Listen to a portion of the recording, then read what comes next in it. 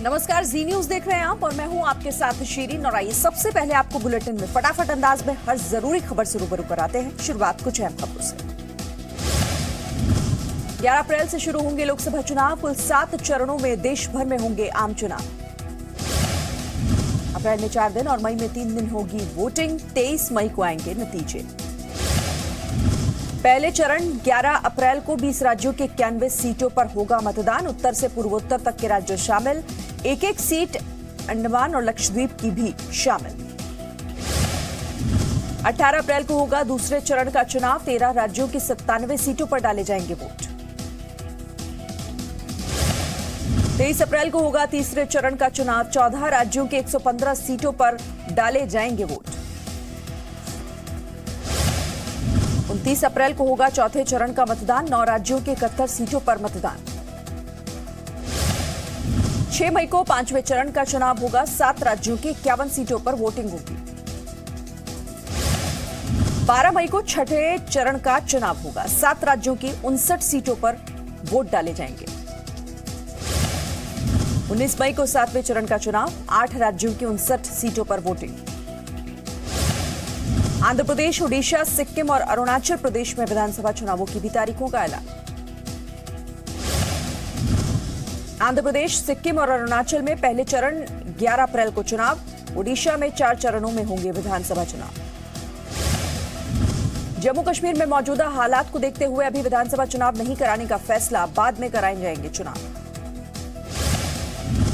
जम्मू कश्मीर में चुनाव के लिए 3 विशेष ऑब्जर्वर नियुक्त। अमरजीत सिंह गिल, नूर मोहम्मद और विनोद जुत्शी को दी गई जिम्मेदारी। जम्मू कश्मीर में विधानसभा चुनाव नहीं कराए जाने पर राज्य की प्रमुख पार्टियों का विरोध। विधानसभा चुनाव नहीं कराए जाने को आतंकवादियों के आगे सरेंडर करना बताया। पार्टियों का विरोध। विधानसभा चुनाव नहीं कराए जाने को आतंकवादियों के आगे सरेंडर करना बताया। तारीखों की घोषणा के बाद देश भर में आचार संहिता लागू। केंद्र और राज्य सरकारें नहीं कर सकेंगी किसी भी नई योजना की घोषणा। इस बार लोकसभा चुनाव में मतदाताओं की संख्या 90 करोड़। 5 साल में 8.4 करोड़ मतदाता जुड़े। 2014 में 9 लाख मतदान केंद्र थे। इस बार 10 लाख होंगे। पहली बार पूरे देश के सभी बूथों पर वीवीपैट मशीन का इस्तेमाल होगा। लोकसभा 2019 में पीएम मोदी के साथ साथ कई और बड़े चेहरे मैदान में होंगे। राहुल, अखिलेश यादव और मायावती की भी दावेदारी। चुनाव की घोषणा होते ही पीएम मोदी ने जनता से आशीर्वाद मांगना शुरू किया। एक बार फिर मोदी सरकार चुनने की अपील। पीएम मोदी ने कहा, हमने 5 साल में उन जरूरतों को पूरा करने में लगाए जिन्हें 70 साल में पूरा नहीं किया गया था। पीएम मोदी ने सबका साथ सबका विकास के लिए एनडीए को वोट देने की अपील की। कहा, अब भारत को समृद्ध और सुरक्षित राष्ट्र बनाने की जरूरत। मोदी ने कहा, लोकतंत्र का त्योहार आ गया है। मैं सभी भारतीयों से अपील करता हूं कि देश को समृद्ध बनाने में अपनी सक्रिय भूमिका निभाएं। सड़क परिवहन मंत्री नितिन गडकरी ने कहा, हमारा देश दुनिया का सबसे बड़ा लोकतंत्र है। सभी को अपने संवैधानिक अधिकारों का इस्तेमाल करना चाहिए। कानून मंत्री रविशंकर प्रसाद ने कहा, हमारी सरकार ने सबके लिए काम किया, इसीलिए बीजेपी को फिर से जनता का आशीर्वाद मिलेगा। लोकसभा चुनाव के लिए शिवसेना पूरी तरह तैयार। अरविंद सावंत ने कहा, बीजेपी शिवसेना गठबंधन महाराष्ट्र में 45 सीटें जीतेगा। लेफ्ट फ्रंट कमेटी के चेयरमैन बिमान बोस का ममता सरकार पर आरोप। राज्य में लोकतंत्र की हत्या की जा चुकी है। चुनाव आयोग की स्वतंत्र और निष्पक्ष चुनाव कराने की जिम्मेदारी।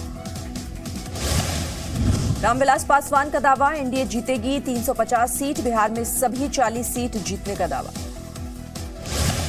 तीसरी सर्जिकल स्ट्राइक पर सुषमा स्वराज का बयान। कहा, विपक्षी दलों पर जनता की होगी तीसरी सर्जिकल स्ट्राइक। सुषमा ने कहा, देश सुरक्षित हाथों में।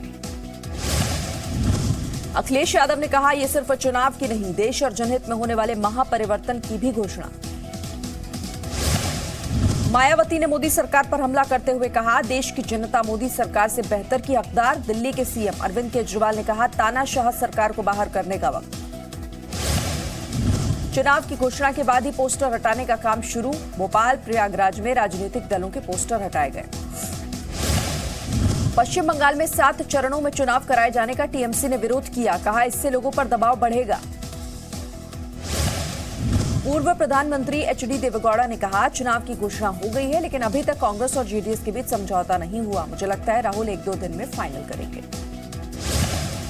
सोशल मीडिया के लिए भी चुनाव आयोग की गाइडलाइन जारी। किसी भी विज्ञापन को डालने से पहले चुनाव आयोग से मंजूरी लेना जरूरी होगा। चुनाव आयोग का गूगल, फेसबुक, ट्विटर और यूट्यूब को भी निर्देश, किसी भी विज्ञापन को डालने से पहले राजनीतिक दलों से पुष्टि कराएं। यूपी के सीएम योगी ने कहा, चौकीदार चोर नहीं शेर है, लूट खसोट करने वालों को म्यूजियम में रखना चाहिए। चुनाव के लिए हम पूरी तरह तैयार हैं। योगी सरकार में मंत्री ओम प्रकाश राजभर ने कहा, इस बार रायबरेली और अमेठी में कांग्रेस को अपने जनसमर्थन का पता चल जाएगा।